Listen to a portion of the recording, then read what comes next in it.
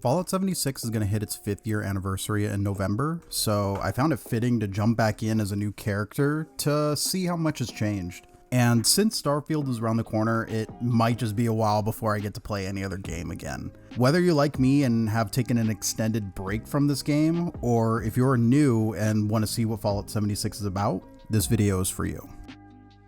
Now, the first topic I want to cover, and probably one of the best changes Fallout 76 made over the years, is make it easier to acquire resources. When this game originally launched, they wanted it to be a survival light experience. They wanted it to feel kind of like Rust, where you needed to scavenge for food and materials to upkeep your weapons, armor, and ammo. This means that you frequently ran out of ammo and stim packs in Fallout 76 and would need to stop whatever you're doing to go find those items needed to craft said gear. If you were playing with friends, this made it more difficult to squad up, because if your teammate needed ammo for his best gun and you were planning on, let's say, taking on the final boss event for the game, you'd actually need to wait for him to get the items and be ready. This added a level of complexity to the gameplay loop that some players enjoyed, but others just didn't have the time to invest into doing this every couple of hours. The devs have taken a step back from this approach, and it seems like with every update, they are making Fallout 76, instead of that Rust-like survival RPG experience, into a more Fallout Funland game. And that may seem like a bad thing, but I think that this is perfect for this game. For example, one of the things that they do to make it easier in this game is now when you kill an enemy, it will drop ammo of whatever weapon that you use to kill it with. This means that if you're using, let's say, a shotgun and you kill an enemy, he's going to drop shotgun shells for that gun. Instead of back then, it was more of just kind of like a random ammo type that it would drop. And to be fair, that is kind of like, what would happen in real life. They wouldn't have necessarily your ammo. While this means less in terms of realism, this now means that you can quickly obtain a massive surplus of ammo for whatever gun that you want to use.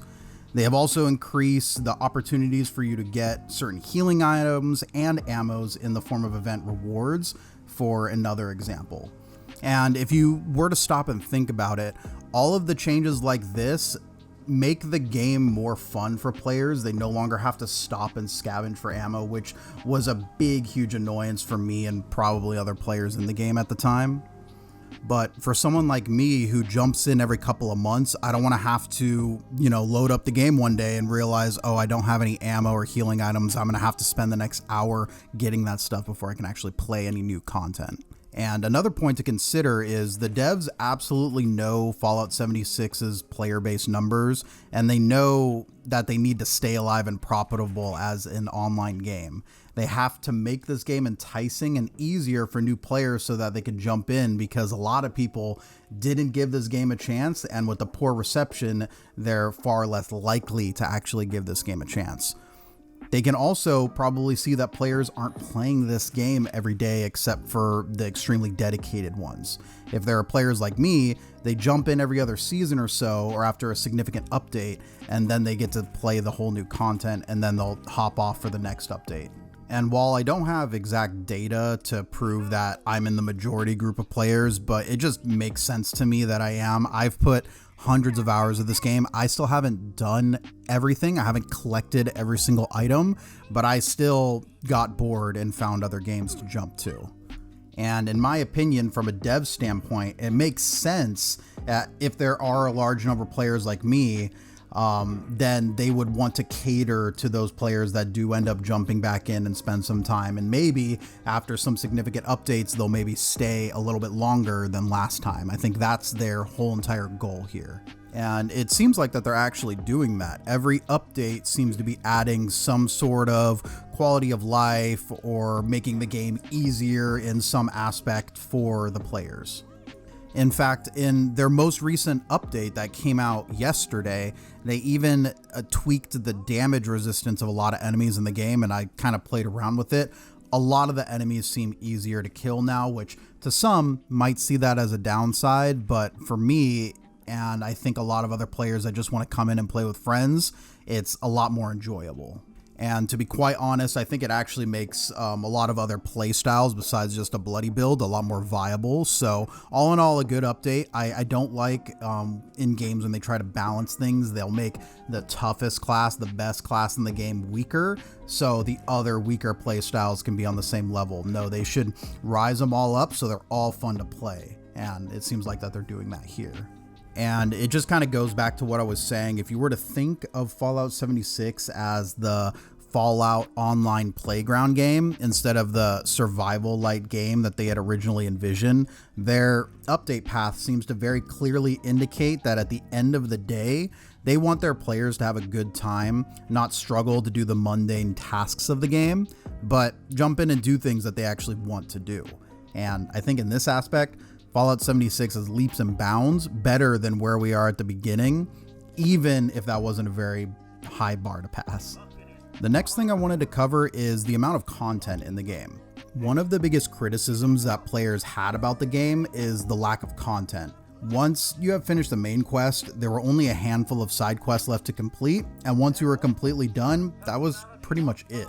The endgame loop was like most looter shooters. You mostly try to get the optimal gear for your playstyle. If you were a bloody build like me, you might have wanted unyielding or bolstering gear and with bloodied weapons. With randomized legendary loot, this could take a while to accomplish, especially at the beginning of the game when there was no real player economy established yet. And for someone like me, while I wish that there was more endgame quests, especially for a Bethesda game, I was content with trying to gather the best gear for me. For most, this meant that once players completed all of the quests, they were pretty much done and hopped on to the next game. Now, if you were to jump in now as a new player, you would not only be greeted with a secondary quest line at the start of the game, the world is now teeming with human NPCs that the launch of the game simply lacked.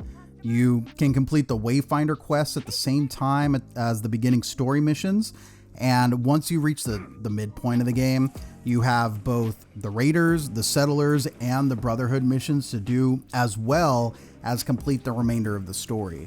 I have multiple characters that I leveled to max before the major story DLCs dropped, and I always found the gameplay from level 25 to level 50 to be incredibly tedious because you only really had the main quest and those events to get that XP.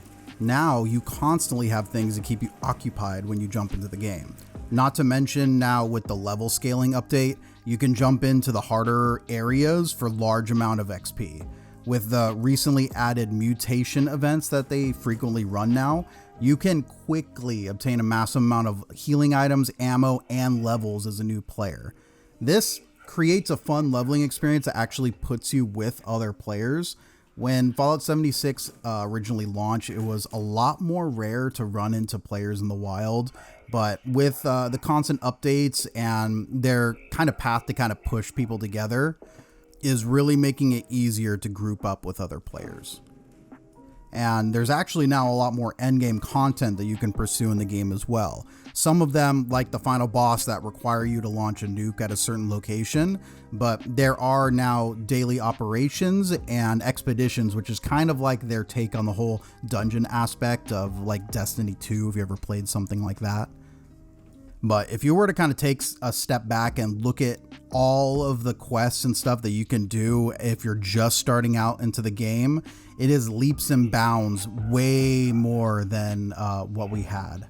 I believe that even if you were to get the game at full price now, you can easily get your money's worth out of the hours that you put into just doing the quests alone, not even talking about the end game grind.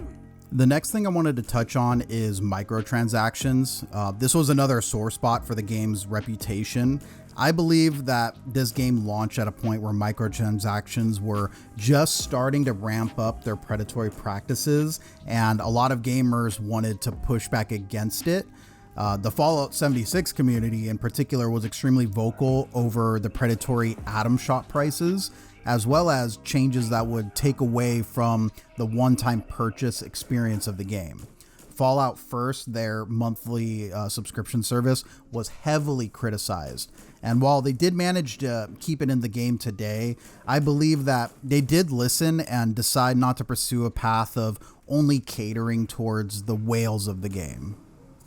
For example, the quality of Atom Shop items have increased dramatically, so when you're now purchasing items, should you decide to, it feels like a more worthwhile purchase. Plus, every single season pass they released was 100% free, and even included their virtual currency as seasonal rewards. So it enabled players to not have to spend any extra money on the Atom Shop items if they wanted. In a world where it seems game companies want to squeeze every last dollar out of you, it's far easier to accept a game that follows the same monetization path that Bethesda took with this game. I mean, the game originally launched with 400 storage space for each character. Now it's, I believe, 1,200.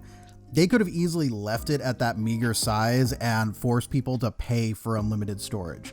Instead, they increased it for each player, but still offered that unlimited size for the dedicated ones that, play a lot more and need that space. And I think that's extremely fair.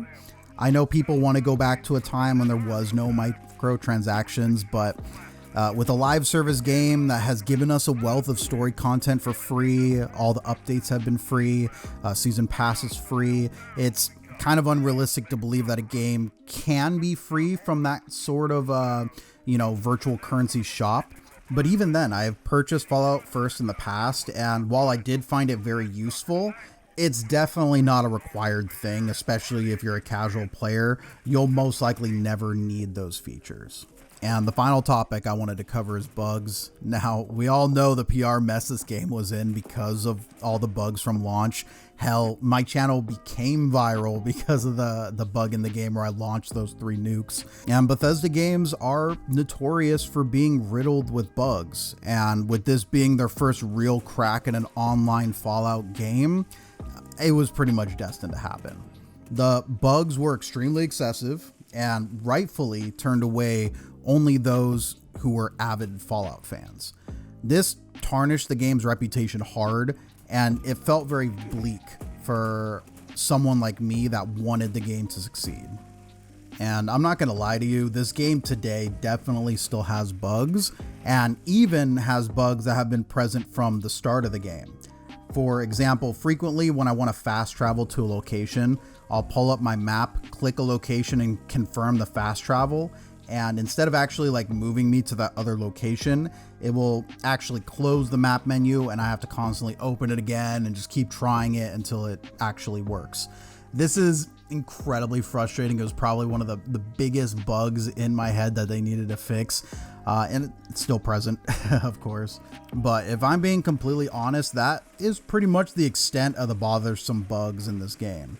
There's still those occasional visual bugs and the hiccup, but compared to what we experienced in the past with the T-posing enemies, this feels like a completely different game.